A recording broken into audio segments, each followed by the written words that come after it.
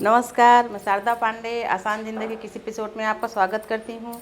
आज मैं आपको बताऊँगी 4 नवरात्रियों में से गुप्त नवरात्रि, जो कि माघी नवरात्रि के नाम से भी जाना जाता है। यानी कि माघ महीने के शुक्ल पक्ष की प्रतिपदा, यानी माघ महीने के शुक्ल पक्ष के पहले दिन से लेकर 9 दिनों तक ये साधना की जाती है। जैसे चैत की नवरात्रि और क्वार की नवरात्रि, ये दोनों नवरात्रि सभी घर गृहस्थ साधु संत सभी लोग करते हैं, लेकिन गुप्त नवरात्रि की पूजा गुप्त तरीके से विशेष साधक करते हैं, जो तंत्र साधना किया जाता है। जो कि 10 महाविद्या का जो पूजा होता है वो किसी एक महाविद्या का, जैसे कि धूमावती, काली माँ, भुवनेश्वरी माँ, सभी आगे मैं आपको 10 विद्या का जो 10 महाविद्या हैं उनका नाम भी बताऊंगी। तो 10 महाविद्या को एक साथ सिद्ध नहीं किया जाता, किसी एक देवी का सिद्धि किया जाता है। और इस नवरात्रि का भी पूजा वैसा ही होता है जैसे गुप्त नवरात्रि आषाढ़ में जो होती है वो, और ये दोनों नवरात्रि चैत और कुआर का नवरात्रि, इसमें भी वही सब पूजा पाठ, कलश स्थापना, कन्या पूजन, लेकिन इस नवरात्रि का पूजा गुप्त तरीके से किया जाता है। जो ये गुप्त नवरात्रि का 9 दिनों का जो साधना होता है, जो तंत्र साधना या दुर्लभ शक्ति पाने के लिए जो साधना करना चाहते हैं, तो इस गुप्त नवरात्रि में अतिशीघ्र 10 विद्या में से किसी एक देवी का साधना आप कर सकते हैं। अतिशीघ्र कम ही कठिनाई से जो तपस्या का फल मिलता है वो इन 9 दिनों में आप तपस्या करके किसी भी देवी को सिद्ध कर सकते हैं। तो सबसे पहले जो ये नवरात्रि है उसका मैं बताऊंगी कि कब से कब तक चल रहा है, कब से कब तक शुभ मुहूर्त। सबसे पहले ये नवरात्रि 12 फरवरी 2021 को शुरू होके और 21 फरवरी 2021 तक चलेगी। ये नवरात्रि इस बार 10 दिनों की है। 10 दिनों की इसलिए कि कोई भी तिथि अगर 2 दिन पड़ती है तो 1 दिन बढ़ जाता है। तो ये नवरात्रि 17 और 18 तारीख को षष्ठी तिथि पड़ने की वजह से इस नवरात्रि का महत्व 10 दिनों तक रहेगा। 10 दिनों के बाद ही विसर्जन किया जाएगा। तो ध्यान से सुने, जो साधक तंत्र साधना सिद्धि प्राप्त करना चाहते हैं या दुर्लभ शक्तियों को प्राप्त करना चाहते हैं, तो सबसे पहले आप ये जान लें कि जो 9 अभी मैं 10 विद्या का जो नाम लूँगी, तो आप 10 विद्या का पूजा एक साथ साधना नहीं करनी है, किसी एक देवी का जो भी आपको मनोकामना हो, एक देवी का साधना करना है। जैसे नवरात्रि में माँ दुर्गा जी का पूजा होता है, लेकिन और भी देवी देवता जो उनके सहायक रहते हैं उनका भी पूजा किया जाता है। तो 12 तारीख को 8:34 से शुभ मुहूर्त कलश स्थापना का शुरू हो जाएगा।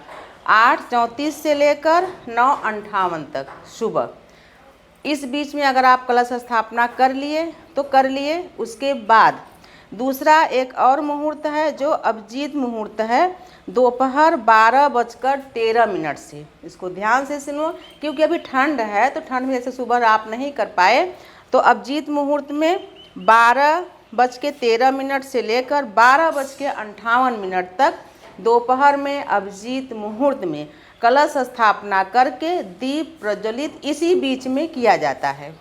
तमाम माताओं बहनों का एक कन्फ्यूजन हो जाता है कि जैसे हम ये बताए टाइमिंग कि इतने समय से इतने समय तक करना है, तो जो स्थापना होता है, जो कलश हम रखते हैं उस पर जो दीप जलाया जाता है, तो जैसे देवियों का पूजा किया जाता है तो श्रीफल रखा जाता है, पहले भी बताई हूँ। देवताओं की पूजा में दीपक जलाया जाता है कलश पर, लेकिन अभी देवी की पूजा है तो श्रीफल रखा जाएगा। कलश पूर्णतः स्थापना करके आसान ज़िंदगी में कलश स्थापना वीडियो भी डला है, कलश कैसे बनाते हैं, जो हमारे नए यूजर हैं वो भी देख लें, सर्च करके कैसे बनाया जाता है। फिर जब दीप हम प्रज्वलित कर देते हैं, धूप जला देते हैं, तभी से पूजा की मान्यता होती है। यानी दीपक हमारा प्रत्यक्ष यानी साक्षी होता है हमारी पूजा का। दीप प्रज्वलित करने के बाद ही पूजा शुरू हो जाती है।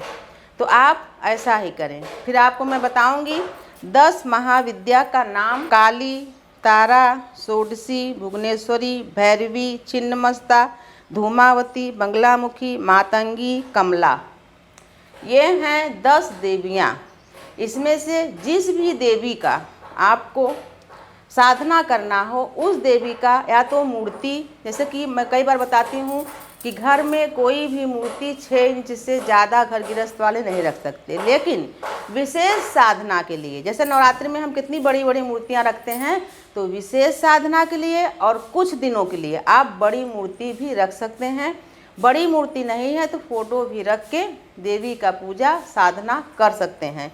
दुर्लभ शक्तियों को हासिल करने के लिए साधक को बहुत ही कड़े नियम का पालन करना पड़ता है, जैसे कि ब्रह्मचर्य रहना, कटु वचन न बोलना, किसी की निंदा न करना या किसी भी व्यक्ति को अनिष्ट पहुंचाने के लिए साधना न करना। जैसे मान लीजिए कि आप किसी का संपत्ति हड़पना चाहते हैं, किसी के बेटे को नुकसान पहुंचाना चाहते हैं, किसी का कुछ भी ऐसे अनिष्ट करने के लिए आप इन दुर्लभ शक्तियों को हासिल न करें। इसका दुष्परिणाम अपने ही वंश पर आता है।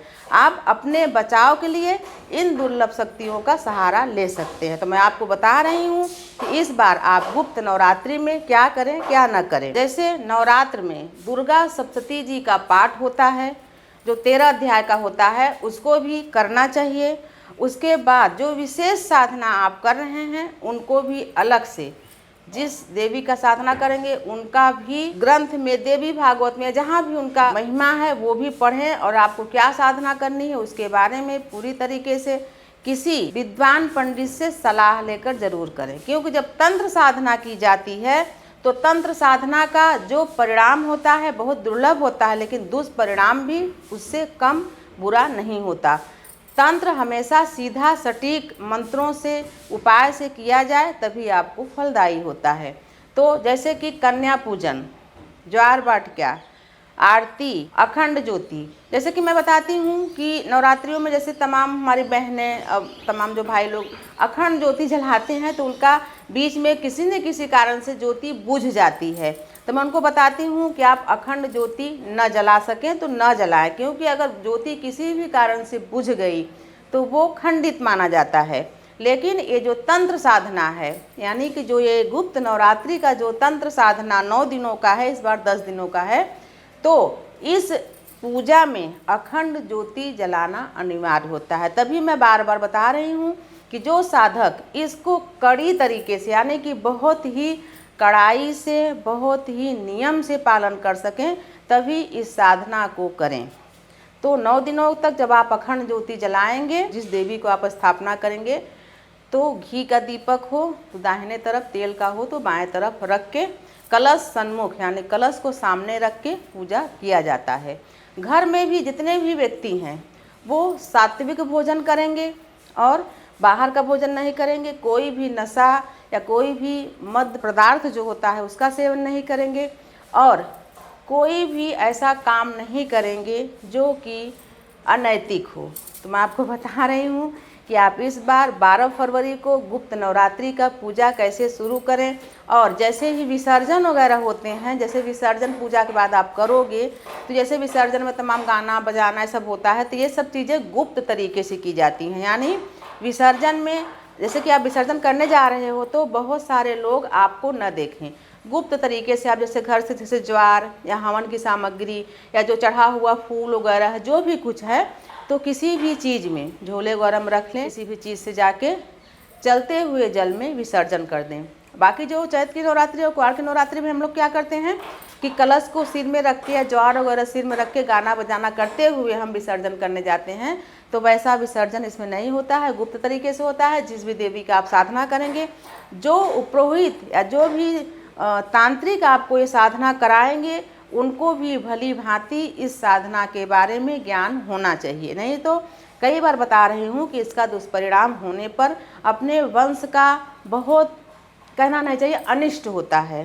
तो आप जो भी साधना करें बहुत ही जांच के, परख के और ज्ञान हर तरीके से होने के बाद ही ये पूजा करें। मैं आपको बता रही हूँ। और इसमें जैसे आप साधना करोगे उस समय आपको फलाहारी या जिस तरीके का व्रत आप कर सकें वो व्रत भी करें, यानी कि ये 9 दिन का व्रत भी किया जाता है। विशेष साधना में अगर साधक पूजा करता है, वैवाहिक है, तो वो उनकी पत्नी भी उनके साथ वैसा ही व्यवहार करेंगी जैसे कि पति पूजा कर रहे हैं तो उनका सहयोग करेंगी, और हो सके तो पत्नी भी व्रत करें, या जैसे शादीशुदा नहीं हैं तो उनकी माता हैं तो अपने पुत्र का पूरी तरह से सहयोग करें, और अपने उन्नति के लिए कोई एक महाविद्या का पूजा साधना आप कर सकते हैं। ग्रंथों के द्वारा जैसे कि जो प्रचलित नवरात्रि है, चैत या कुआर की नवरात्रि, उसको सभी सर्वसाधारण भी विधि अनुसार पूजन कर सकते हैं। लेकिन गुप्त नवरात्रि का जो ये गुप्त वेद ऋषि मुनि छुपा के रखे हैं, वो इसीलिए कि अगर इस व्रत को, इस अनुष्ठान को सभी लोग करने लगेंगे तो अगर उनको ठीक से जानकारी नहीं है तो उसका दुष्परिणाम उनको भुगतना पड़ेगा। इसीलिए जो बहुत अत्यधिक ज्ञानी हैं उसी से आप ये पूजन करवाएं, और खुद आपको इसके बारे में पूरी तरह से जानकारी होनी चाहिए, तभी आपको इस व्रत का पूजन का पूरा फल मिलेगा। तो गुप्त नवरात्रि का जो व्रत है, पूजन है, साधना है, दुर्लभ शक्तियों को हासिल करना आप कर सकते हैं सात्विक तरीके से। और इसके बाद जो भी पर्व आएंगे उस सभी के वीडियो हम आपको लगातार देते रहेंगे, तो आप हमारे साथ बने रहें, देखते रहें आसान ज़िंदगी। तब तक के लिए नमस्कार।